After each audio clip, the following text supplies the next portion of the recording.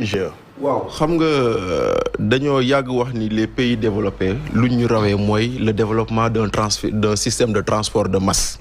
ndaxte système transport de masse bu amul day tax maître Thiam sama kàll bi professeur Camara jël seen oto te bu boobaa on crée les embouteillages. Il a été prouvé que nous perdons à peu près 100 milliards de francs par an rien que sur les embouteillages.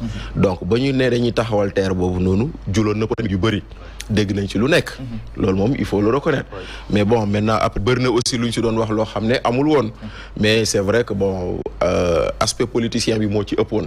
mais tey jii nii le TER a fini de démontrer son utilité et sa rentabilité pour les usagers que nous sommes.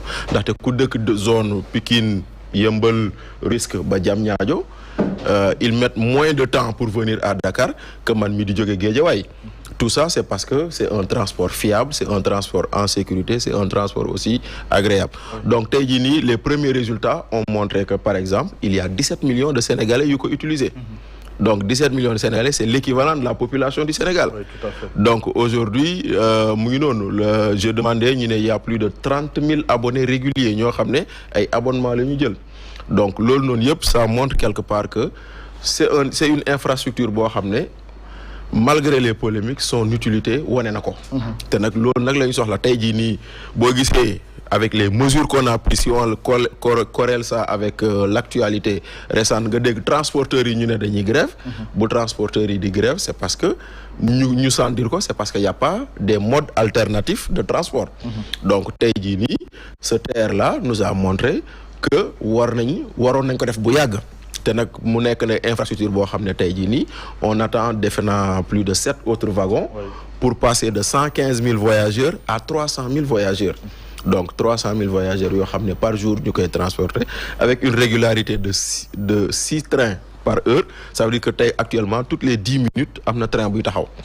Donc loolu noonu yëpp mu doon une régularité boo xam ne aussi c'est à saluer. Donc loolu noonu yëpp moo tax ma jàpp ni tey jii nii il fallait qu'on s'arrête un peu sur cette infrastructure pour wane ni au-delà de la polémique surtout que des fois il y a eu sur la polémique mais polémique bi aussi tam lu si bëri tam nag malheureusement dafa amul parce que je donne un exemple le TER n'a jamais coûté 1000 milliards on l'a toujours dit mais musul jar loolu au départ c'était 568 milliards avec les avenants c'est arrivé à 740 milliards donc sur 740 milliards le jar. Maintenant, ça, c'est la première chose. Deuxièmement, on nous a toujours dit que le train, c'est 54 km. Mais non, c'est 108 km parce que c'est 2 fois, c'est aller-retour. Donc, on nous a toujours dit 54 km. Non, c'est 108 km. Donc, ça n'a jamais coûté 1000 milliards. C'est 108 km. Mais Taïdini, la dernière fois, j'ai vu même quelqu'un qui dit, dans mon soirée, le taxi nous fait comme 10 000 francs. Je suis allé payer 500 francs pour arriver à Thiaroye et j'ai mis 16 minutes. Donc, vous voyez, donc aujourd'hui, on a vu des Maliens qui sont venus ici, qui ont emprunté ce TER et qui sont émerveillés pour dire que l'Union Europe l'Ingis fini. Donc, tout ça, c'est pour dire que c'est une infrastructure polémique, comme toutes les grandes infrastructures en Moudon Sénégal, Moudon Benel, le monument de la Renaissance, mais Taïdini, c'est devenu une des vitrines du tourisme à Dakar. Donc loolu noonu yëpp c'est parce que toutes les infrastructures muy TER muy leneen ak leneen boo koy lancé dina jur coow ça c'est sûr mais après finalement l'utilité et la rentabilité day taxaw te loolu moo dal suñu infrastructure bi. Merci beaucoup Yann ban juste avis ak appréciation nga am ci coup de cœur bu Bachir par rapport ak TER bi. waaw dafa am solo jumtuwaay bu am solo la ci réew mi. Je pense que wax na ko te képp koo xamante dugg nga TER bi di nga am appréciation bi ni mel. Parce que man déjà par moment il m'arrive ma dem week-end. Le lundi matin je le prends à partir de Bargny pour ñëw Dakar maximum de Bargny à ici ça te fait maximum 30 minutes.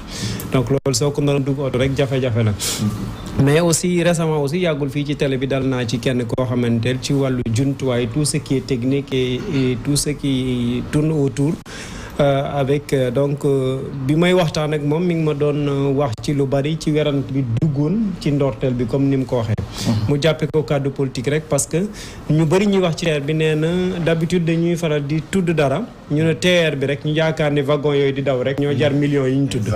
te fekk ne dafa am jumtuwaay boo xam ne muy raay yi fu muy jaar leneen entretien bi loolu soo ko dee xaymaa loolu yëpp soo ko boolee lu ñu wax sax lañ dugal ci terre bi da ngay xool xam ne dafa tuuti par rapport sax ak lu ñu jot a réaliser au Sénégal. peut-être muy naan lu ñuy tudd aussi au Nigeria kooku tam il m'a confirmé que déjà au Nigeria amuñu sax TER quoi par exemple ñoom train lañ yor donc je pense qu'aujourd'hui réew mi nag moo toll foofu par rapport ak lu dem rek ci werante réew mi nam Sénégal moom fu mu toll nii lu ñëw fokk mu jur fi werante ci 17 millions yoo xamante ne ñu ngi koy wax sax fukki millions ak juróom-ñaari des gens se posent des questions di naan